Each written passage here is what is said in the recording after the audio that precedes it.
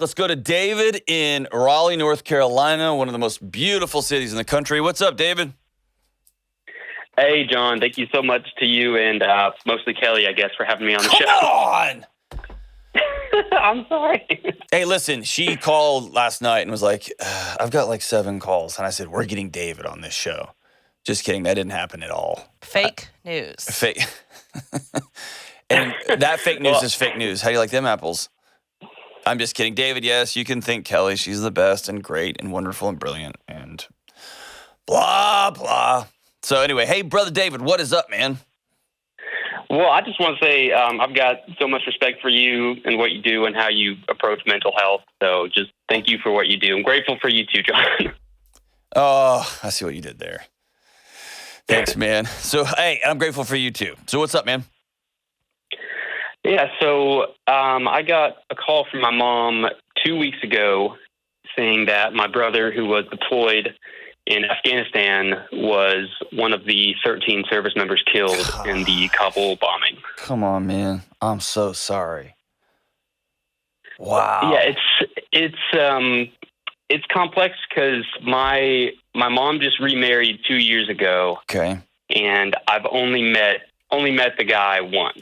Okay. So I don't really have any kind of relationship with this guy. So I'm just kind of trying to navigate. I have a good relationship with my mom and my stepdad, and I'm just trying to figure out how I can be there for my mom because we just grieved my dad passing 5 years ago. So it's a lot of grieving, and I'm tired of her having to deal with crap like this. Yeah, man. It's hard. Everything about this is hard, man. Man, she's lucky to have you in her life for thinking about her and for loving her. And dang, man, that sucks. I'm heartbroken for your family. So 5 years ago, your old man passes away. Was it sudden? Was it quick? Was it slow? He had a heart disease. It was a very, very slow decline, but it was a quick death. So, okay. He was slowly, his legs were starting to swell and he was kind of slowing down, not able to exercise as much, but it wasn't like, okay, he's going to pass. We know he's going to pass. It was very sudden. Gotcha. So then she gets remarried a few years later. Is that right? Yeah. Okay. And then these servicemen that passed away were so stinking young. So she's probably spent a year or two with them. Yeah. So my stepdad, they had a good relationship with him. Mm-hmm. He's been stationed out here near, I don't actually know, it's somewhere out here in North Carolina. Sure. But so they got to see them quite a lot. Okay. So how did your mom reach out to you? Well, she'd been texting me saying, hey, because he had just gotten deployed.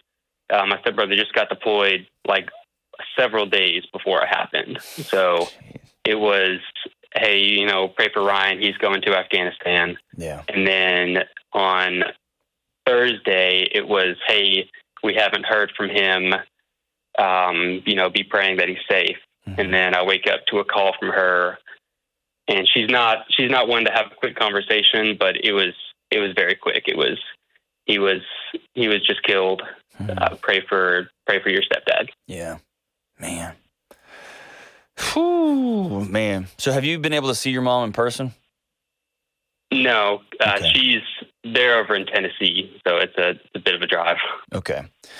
So when anyone says, like, hey, how do I help somebody grieve, especially when someone's a family member, especially someone's involved in this loss in any way, and the first thing I always tell folks is make sure you're grieving. Make sure you're dealing with your frustration and your anger and your loss. And like you said, you didn't know this guy very well, but there's some peripheral connection there, right? And you just as a fellow United States citizen like the rest of us are just horrified at this thing. And so you making sure you're okay, and not okay, you're not just going to flip a switch, but making sure that you have a process. You've got people in your life, you're taking care of your basic health needs and things like that, and you've got folks that you can talk to.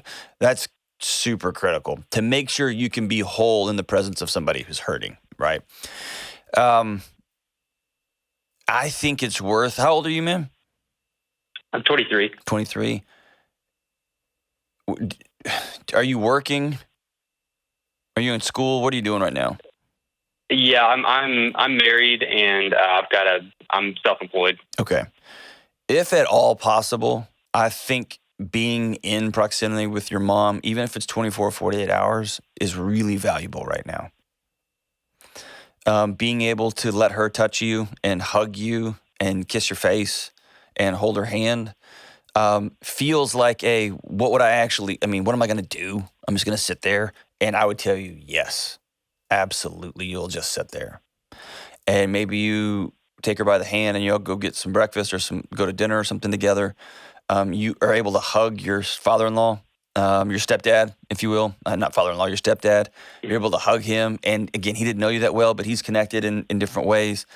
And your role will take on a different, meaning to him. But being able to just be seen and be touched and you hold your mom will be a healing. It will be magical healing, if you will.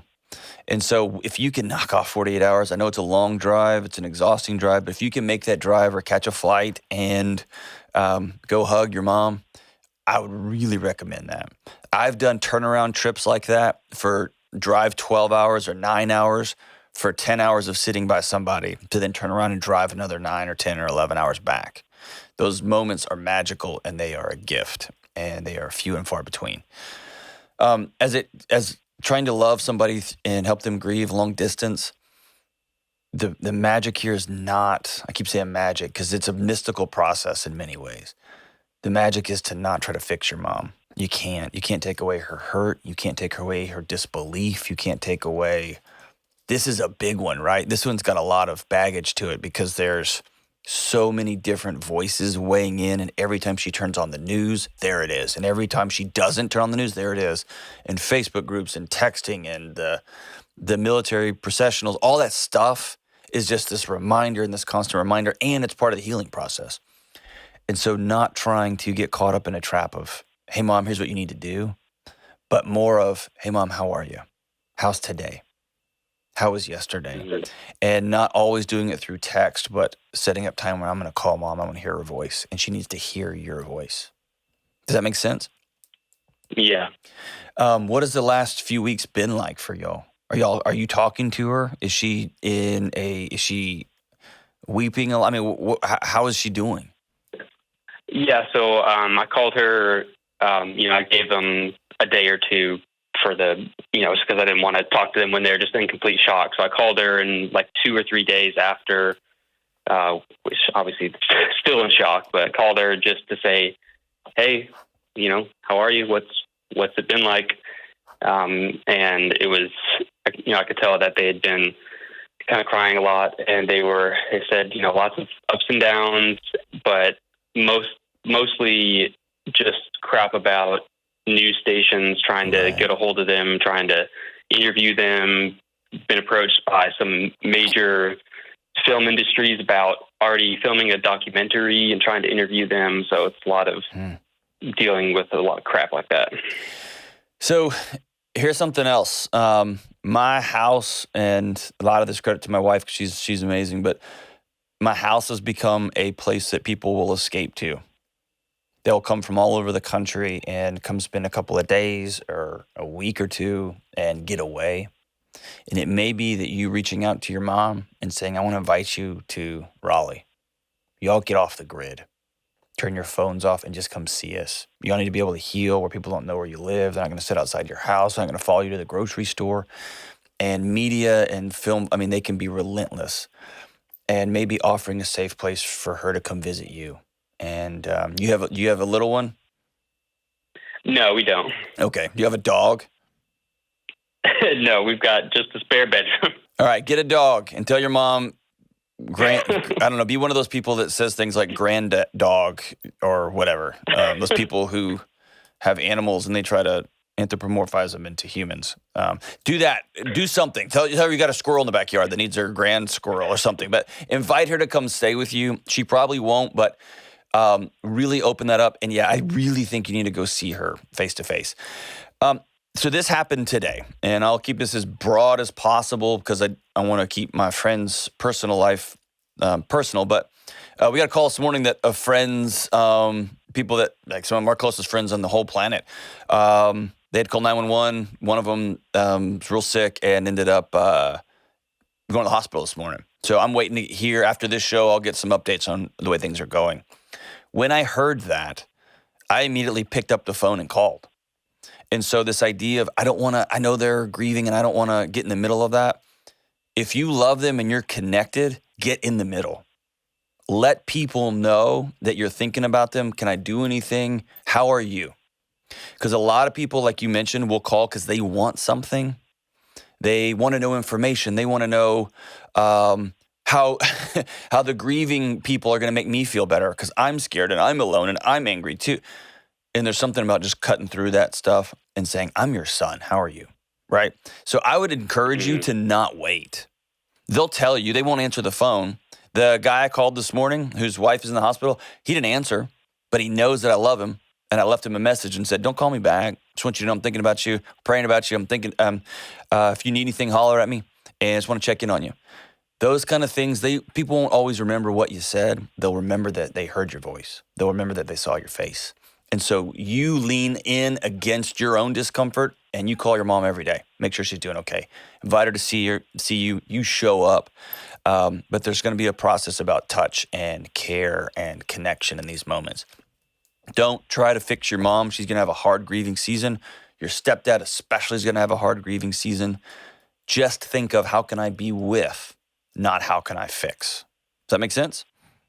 Yeah. And then over time, as your mom begins to make meaning of this deal, as she begins to say, what am I going to do? Am I going to create a group for recently deployed young men and women, and I'm going to create a group for their moms, or I'm going to create a group for grieving parents, or as she begins to make meaning of this and say, the rest of my life is going to be about X, Y, and Z because of this, then you can support her and love her and go to the 10Ks and go to the rallies or be, a guest writer on her blog, whatever it's going to look like for her.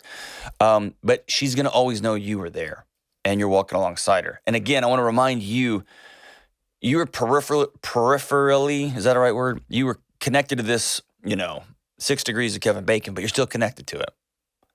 You're still going to have people who reach out to you. You're still going to have your own, when you're watching the news or you're frustrated or you see politicians trying to spin this way or that way. Make sure you're dealing with your own stuff, that you're keeping a journal, you're writing stuff down, you're disconnecting yourself from some of these feelings and your anger and your rage and your frustration or your sadness. Make sure you're dealing with you, man, because you lost your old man too a few years ago. I know your mom lost her husband, but you lost your dad. And now you're watching your mom hurt again, and that's hard too. It's all about grief. And you're going to listen to all the different knuckleheaded friends you have making their cases and saying this and that. Make sure you and your wife are dealing with your grief too. And over time, you're going to find meaning also. And I'll say this, your mom's lucky to have you, man. To all the sons and daughters out there, let's love our parents when they're grieving, when they're heartbroken, when they're hurting. Let's reach out. Let's. I know it's awkward because they usually come to us. For our whole lives, they've been taking care of us. And there's these moments that it turns when it's our job to reach out to them and say, how are you doing? And just be honest, this is a season of loss. So much loss, whether it's COVID deaths, whether it's military. There's so much loss, hurricane stuff. We got to cut through it feels weird or it's hard. I don't know what to say. Forget that. Call somebody and say, hey, I love you. I don't know what to say right now, but I love you. Send the email, send the text, write the letters, make the calls. We need each other during this season of grief. We don't need your anger and don't need your... We need you just to reach out and care for each other. David, you're awesome, brother. Thank you so much. And we honor your stepbrother. We honor him and the other 12 with all of our hearts and our minds. And we honor them, by the way, by loving each other, by getting up and saying, I'm going to make the most of today. I'm going to make the most of tomorrow. I'm going to be kind. I'm going to be direct. I'm going to be honest. I'm going to love each other. That's how we're going to honor. We're going to take care of our commitments. We're going to do what we say. Thank you so much for you, David, and your family.